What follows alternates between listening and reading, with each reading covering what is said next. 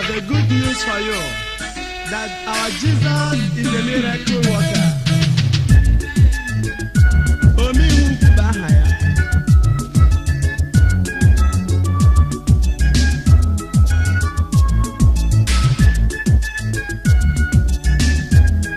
Ihe ahụ siri ike n'anya mmadụ, ọ pụrụ imere gị ya.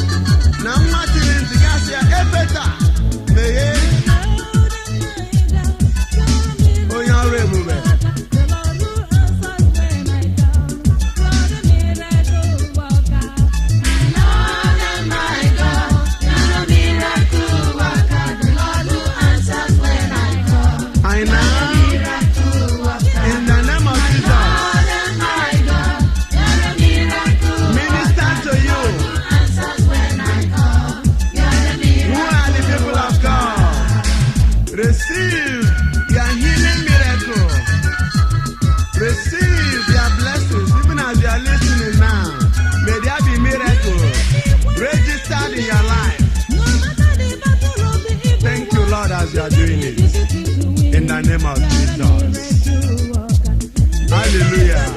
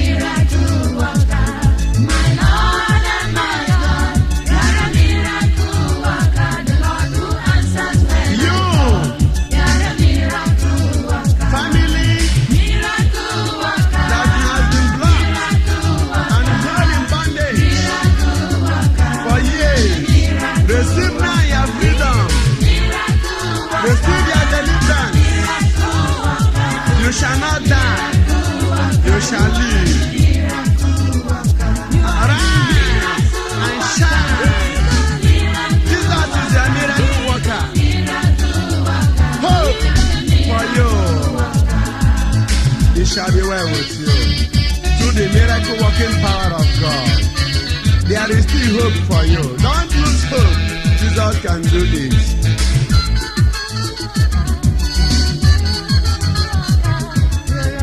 Ihe chi gị hapụ gị n'aha Jizọs. Were onwe gị, nwaanyị aga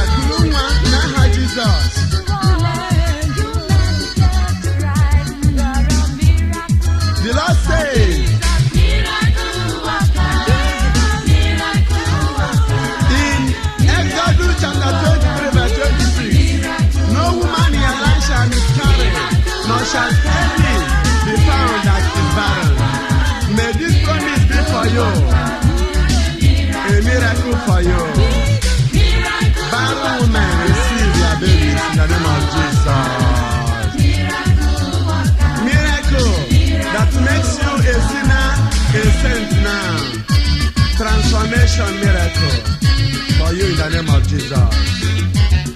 Amen.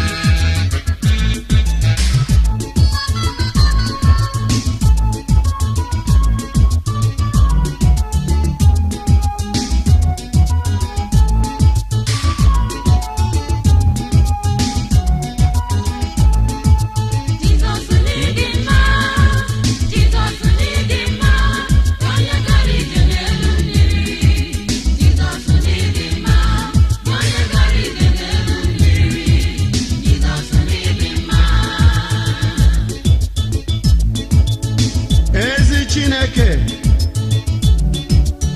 ama m na ike dị n'ime gị. Ọnọdụ ọbụla ị gara ije na ya na-abịa n'isi njedebe. Ị gara ije n'elu mmiri, ebune mmiri dere jụụ. Bịanụ gaa njem n'elu obodo anyị. Gaa njem n'isi ezinụlọ dị iche iche. Gaa jee ọnọdụ ha bee. Gaa njem n'ebe niile mpụ na aghụghọ dị. Gaa njem na ndị niile a na-emegbu emegbu ka ọnọdụ ha wee gbanwee.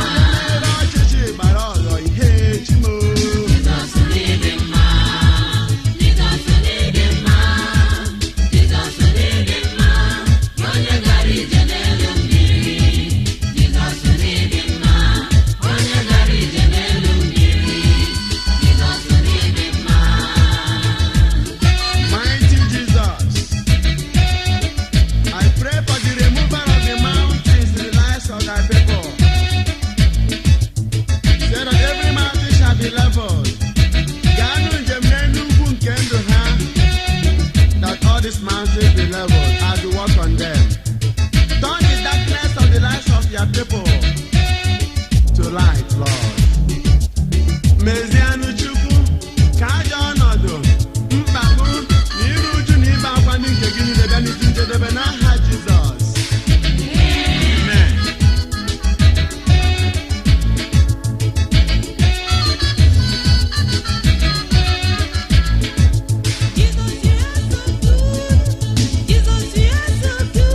You know what kept upon the sea, Lord.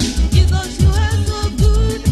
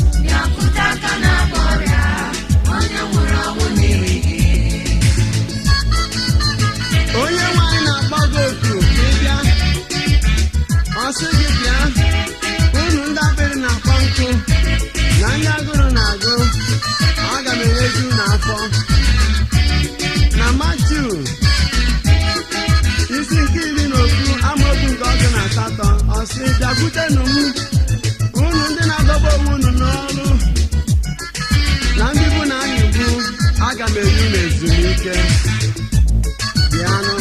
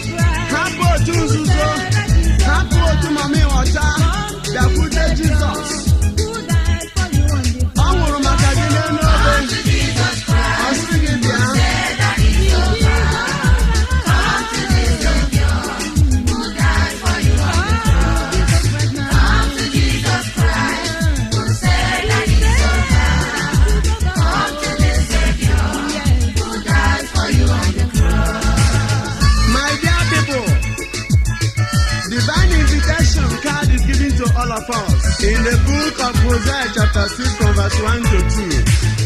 And he says, "Come, let us return to the Lord, for it is he who has torn us, and he will heal us. He has struck us down, and he will bind us up. After 2 days, he will revive us. On the third day, he will raise us up, that we may live before him." And the Lord says, in Isaiah 53 verse 5, "By his stripes we are healed. Come to him and claim your healing by his stripes." And he cried, "Eloi, Eloi, lema sabachthani."